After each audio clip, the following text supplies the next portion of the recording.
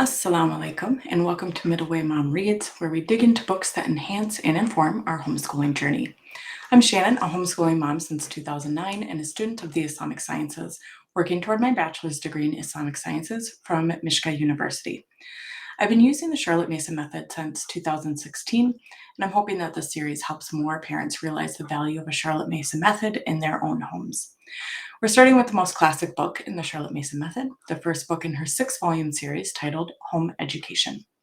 We'll work together through the book, inshallah. I'll discuss the highlights of the book without the assumption you have read it yourself, but of course, you'll gain a much greater understanding if you read the book as well. So today, we are picking back up with the section Change of Occupations, and then there'll be a short conversation about food and mealtime and that type of thing. So she starts off. And again, if you're just joining us for the first time, this book was written about 1910, so over 100 years ago at this point. She starts off by saying that there really isn't any kind of scientific proof that there's different types of work in the brain or like different areas of the brain light up or are in use for different types of work.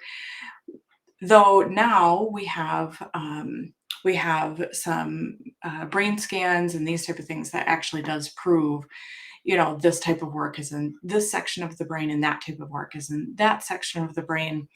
So it's interesting that she brought this up over 100 years ago, that she doesn't say it this way. I'm summing it up this way, that we have different boxes in our brain, and we get tired when we stay in one box for too long. She says, but this much is certain and is very important to the educator. The brain, or some portion of the brain, becomes exhausted when any given function has been exercised too long. The child has been doing sums for some time and is getting unaccountably stupid. Take away his slate and let him read history, and you will find his wits fresh again. Imagination, which has no part in the sums, is called into play by the history lesson, and the child brings a lively, unexhausted power to his new work. I will say, in my own studies and with my kids, this is incredibly valuable advice. With my own studies, if I've been working on Arabic too long and you get to a point where you're like, what does hadha mean? Like something that you're like, I know this, I know that I know this, but it's like that section of your brain just gets too tired. So then you switch over. You switch over to, I could read a book about nature study. I could read whatever it is. I can just pick up something else, and I'm a lot more refreshed and rested because my brain is working different areas. So there's actually, if you're kind of in the midst of it and you're looking at all of these subjects that the Charlotte Mason method asks of us, I was going to say requires, but of course we're not required. There's some scheduling cards from A Delectable Education that what it is like the hour-long one is, let's say an inch long, and the one that's half an hour is half an inch long, and then you can create this table to make here's my Monday schedule, my Tuesday schedule, and they'll have 5 of these pieces for math, and 3 of these pieces for history, and so on and so forth, so you can have the right number of subjects throughout the week. So in any case, on these, there's a symbol. There's a couple different symbols. One of them is, I forget exactly but there's a symbol that you don't want 2 of these subjects together. You want to have some kind of change between those 2 subjects. And because they're too similar. So by the time that a child is in 5th grade, they're doing 3 foreign languages. One is a classical language like Latin or Greek. But you're not going to do those back to back. So that's just an example of kind of putting that in practice. Excuse me. And doing it with yourself as well, that you're continuing to change, and that, because a lot of times I think we think, oh, okay, they're getting really tired, we need to get up and have them do jumping jacks or run around the house or whatever, and there is a time for that actually in the younger years in like 1B and 1A. So Form 1, there's actually like drill in there. So like Swedish drill is what was classically done. People now do yoga or whatever it is. But it's, some kind of physical activity because the kids are only doing stuff for about half the day. So like 15 minutes of physical activity is sufficient because you should be done by lunch and then you can use the entire afternoon. Okay. So this is one of my favorite pieces of advice is just making that change. She goes on to talk about nourishment, and she goes through making the case that nutrition fuels the growing body and fuels the brain. This is something that we know all of these things to be true. I think sometimes, even though as parents we know these things to be true, it's good to have the reminder that like we're not just feeding them so they stop complaining that they're hungry. Like we feed them because they're growing their bodies, they're growing their minds. So what we feed them is important. So she goes on to kind of again make her case for this. I'm not going to really dig into that. It is page 25 if you're reading along with us here. So um and she says, though, I found this interesting. She said, everybody knows that children should not eat pastry or pork or fried meats or cheese or rich, highly flavored food of any description. And it got me thinking about like your typical kids menu at a restaurant or like what people call kids food at the masjid all the time. There'll be like this huge spread of food for iftar. And then you have like the kids food, which is like pizza. I'm like, no, food is food. This is one of my frustrations with the parenting community at large, not just the Muslim community. Um, but she said, so again, pastry, pork, fried meats, cheese, or rich, highly flavored food, which basically describes your kids' menus everywhere. She does say, so this, she kind of goes back and forth of don't do this, do that. So coming back to like what she says we should do. And again, our modern sensibilities and modern science and all of these things really does back all of this up. She says that fresh fruit at breakfast is invaluable. That as serving the same end, oatmeal porridge and treacle. I had to look up what treacle is. It's kind of like a simple sugar, like um, in the United States, I think we would typically use like a maple syrup. Um, so this is kind of like a more natural sugar. So in any case, so oatmeal porridge and treacle and the fat of toasted bacon are valuable breakfast foods, and that a glass of water, also taken the last thing at night and the first thing in the morning, is useful in promoting those regular habits on which much of the comfort of life depends. So I like these are just little pieces of advice.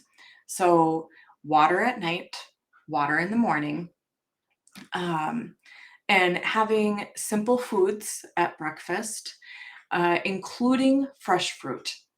Now, where I am, I'm in Minnesota, United States. So, I mean, we can get fresh fruit throughout the year. In our very, very long winter, um, fresh fruit is not always as tasty, but canned fruit, frozen fruit, these type of things are still really good. Still really good options, particularly frozen fruit, because a lot of times it's picked at its peak and then frozen right at that time. So, and this also reminds me of a class that I took through, I think I mentioned this class. Yes, I mentioned this class previously. It's through Seeker's Guidance. It's a pre-recorded class, so you can take it at any time and just kind of work through it at your leisure. And they make the case for having very simple meals sometimes, right? That not everything is going to be, this huge spread. Not everything is even going to be cooked. So, there's going to be times where, crackers and cheese and fruit Maybe I talked about this before. In case I didn't, we can go over this again. But like, every once in a while, well, actually, most of the time in our house, we'll do a platter for lunch. So I have some kind of vegetable, some kind of fruit, some kind of grain, and some kind of protein. So that might look like cheese sticks, which I know are salty, but cheese sticks, or like hard boiled eggs and peppers and hummus. So hummus also gets our protein in there, and that's the vegetable, and then whatever kind of fruit, and then some kind of grain. And this is where like their chips or like popcorn or something comes in. So it's not like it's not like this is perfect. Um, but it trains their taste buds to, one, really enjoy fresh fruits and vegetables, and two, to not expect that everything is going to be high in carbs, high in fat, high in starches, those type of things, which we can really get accustomed to and feel like, well, I need that. I need more carbs. I need more sugar, so on and so forth. Nutrition is such a huge conversation. She then says, no pains. So now, okay, let me rewind just for 1 second here. She's now switching to a new section that's called Talk at Meals. So she goes on to kind of talk about, it's not just what you eat, it's also that you're digesting that food. So anybody who's had any kind of stressful period in their life, your digestion is affected. Either your digestion slows down or your digestion really speeds up. It's for a lot of people, it'll be one or the other. Um, but I think all of us as adults can kind of think back to one point in our life and we're like, yeah, when I was really stressed, I couldn't eat, or I ate to, soothe myself, or, my stomach was just all cramped up all the time, so on and so forth. So it's not just about putting the right foods in your stomach, it's about digesting those foods.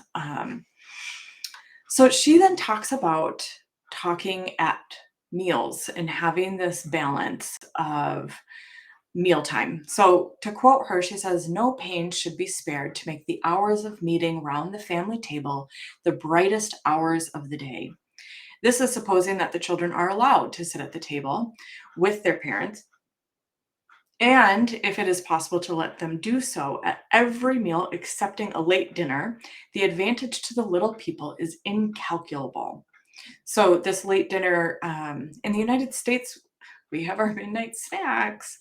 But I think if I'm thinking about this in the correct context, there was, the kids go to bed and then the parents might have like, a later dinner. And I'm hearing this like, I have a couple teachers that are from Egypt and they say the same thing. Like their dinner is at like 8 or 9 o'clock at night. Um, so the meals are just different in different cultures.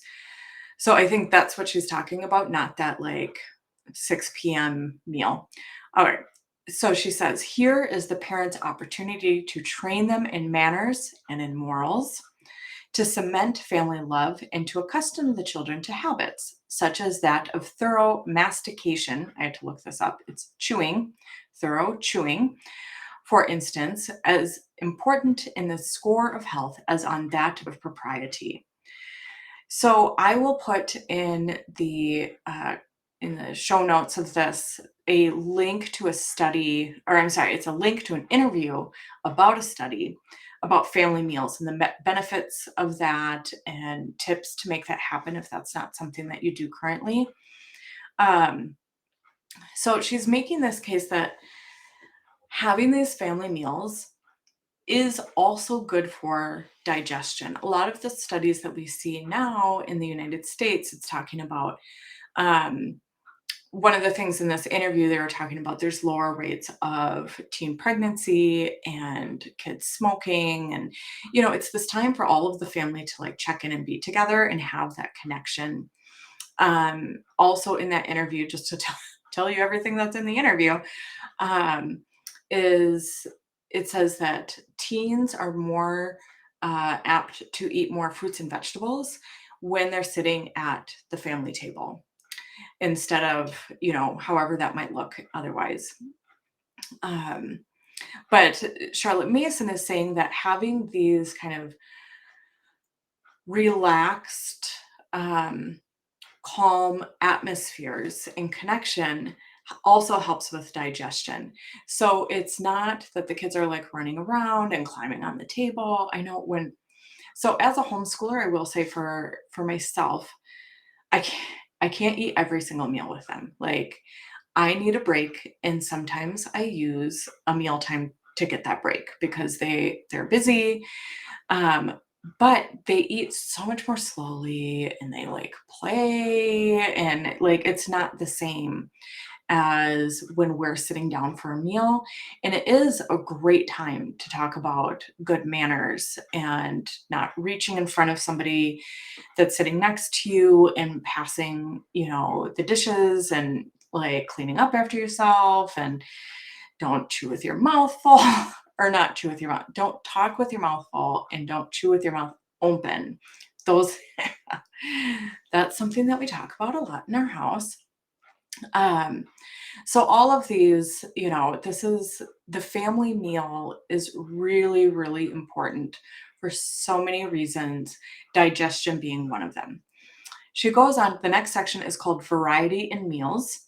She says, plain as their food should be, they must have variety. Again, that's coming back to that same advice from the Seeker's Guidance class with Sheikh Faraz Rabbani and his wife, and I wish I remembered her name right now, um, of they should have plain bread sometimes. And this is not like, um, I don't this is not like it's not a punishment for them. Like honestly, for them to have simple plain meals at times helps them to make their way through the world without these expectations that honestly are just not going to be met, or it's going to be hard for them to get those needs met. It's harder to go through life when your expectations of everybody else or everything else are so high that it's impossible for those to meet. So at home, we should be kind of setting the stage that sometimes we have dessert and sometimes we don't. Sometimes we have Swedish meatballs with something that my family really likes, and it's a very winter meal, right? Like it sticks on your bones, it keeps you warm in the winter, and it's really tasty. Or like a hollandaise sauce that's made out of all this butter, and it's so good. But to have that every day, then when you're, like I was just traveling, when you're traveling and you're like, okay, what do we eat? When you're looking at like an egg salad sandwich or a tuna sandwich, alhamdulillah, alhamdulillah, we have this available. But if we're used to like these lavish meals every time or chicken nuggets and pizza, um, it's just like if we look at the long game, it's not healthy. We're not setting them up for success later in life. Okay. So, continuing with, even with the advice that the meal should be plain, there should be variety. She says the mother should contrive a rotation for her children that will last at least a fortnight without the same dinner recurring twice. So that means having 14 meals that you're able to meet or make. I will say that there we went to this one tour and they were talking about how many recipes that women in like the 1800s just kind of had in their head, and they were asking us, how many recipes do you have in your head? And they made the case for like, so a roast chicken is one recipe, making what was it, like a pie is another recipe, and making chicken pot pie is a third recipe. So sometimes you can put those together and make them pretty simple, but it's still some variety. She goes on to talk about different types of foods, and I found this a little interesting. She said she was talking about giving the children pudding, and again, we really have to rewind in cultural context here. She says, because the children do not commonly care for fatty foods, but prefer to derive the warmth of their bodies from the starch and sugar of their puddings. This is not a problem that we have today. about trying to get fatty foods in our children's system. I think we eat more meat now, and probably have more eggs and cheese and that kind of stuff, which is all, not super fatty, but we have what we need. She then says they should not have anything always. Every meal should have some little surprise. So again, if we go back to breakfast and saying you should serve fruit at breakfast. It's a very simple thing to say, you know what, I'm going to start this tomorrow. I'm going to serve fruit at breakfast.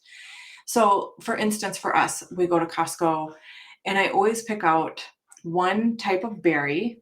We always get apples. Unless they don't have the apple I like, then we'll get pears.